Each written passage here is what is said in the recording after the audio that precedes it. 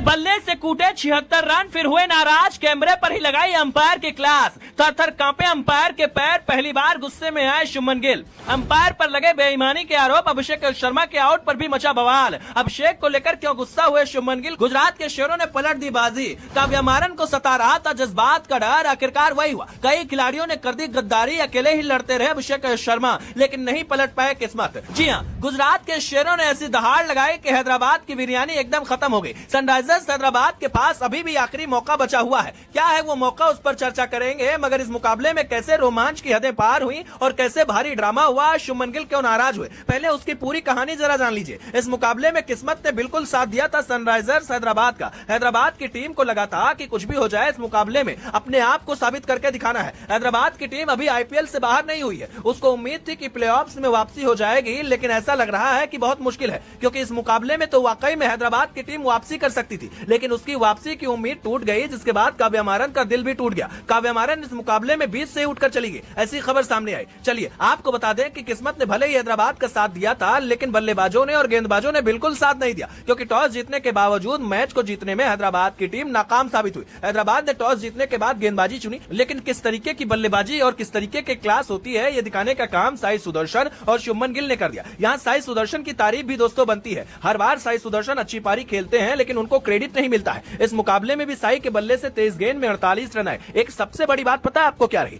इस मुकाबले में? अगर आपने देखा हो, जहां पीछे के मुकाबले में गुजरात की टीम हमेशा धीरे बल्लेबाजी करती है, इस मुकाबले में एक्सीलेट किया। मतलब शुभमन गिल के दिमाग में पूरी तैयारी चल रही थी। उनको पता था कि अगर यहाँ पर अच्छी बल्लेबाजी नहीं की गई तो नुकसान साफ तौर पर हैदराबाद की टीम दे देगी। हैदराबाद की बादशाहत बल्लेबाजी रही है, यही सोचकर गुजरात के शेरों ने दहाड़ लगाई और फिर बबर शेर बनकर शुभमन गिल ने पूरी कहानी पलट दी। शुभमन गिल ने 38 गेंद में 10 चौके और 2 छक्के की मदद से 76 रन की धुआंधार पारी खेली। उनका स्ट्राइक रेट 200 का रहा। वहीं जॉस बटलर ने भी 37 गेंद में 64 रन बनाए और गुजरात की टीम 224 रन के स्कोर तक पहुंच गई। लेकिन आपको बता दें कि शुभमन गिल जब आउट हुए तो उसके बाद काफी हंगामा हुआ। दरअसल जिस अंदाज में वो आउट हुए थे, उसको लेकर उनके सवाल थे। देखा गया कि जब हेनरी क्लासेन अपने ग्लव्स से स्टंप को गिराने की कोशिश कर रहे थे तो उनके हाथ में बॉल नहीं थी, और सोशल मीडिया पर लोग यही चर्चा कर रहे हैं। रिव्यू जब बाद में सामने आया तो उसमें देखा गया कि सीधे तौर पर आउट नहीं थे, लेकिन इसके बावजूद थर्ड अंपायर ने उनको आउट दिया, और यही वजह है कि शुभमन गिल का गुस्सा 7वें आसमान पर पहुंचा। वो मैदान से बाहर तो चले गए, लेकिन मैदान के बाहर खड़े अंपायर से भी टकराने लगे, जिसको देखकर हर कोई दंग रह गया। लेकिन कहते हैं किस्मत को कोई पलट नहीं सकता, और इस बार किस्मत गुजरात के साथ थी। गुजरात बीते कुछ मुकाबले से संघर्ष कर रही थी, लेकिन इस मुकाबले में जीत ने उसको वापसी के रास्ते पर ला दिया। गुजरात की टीम अब दूसरे नंबर पर पहुंच गई है। पहले नंबर पर मुंबई, दूसरे पर गुजरात, जबकि तीसरे पर रॉयल चैलेंजर्स बेंगलुरु और चौथे पर पंजाब किंग्स है।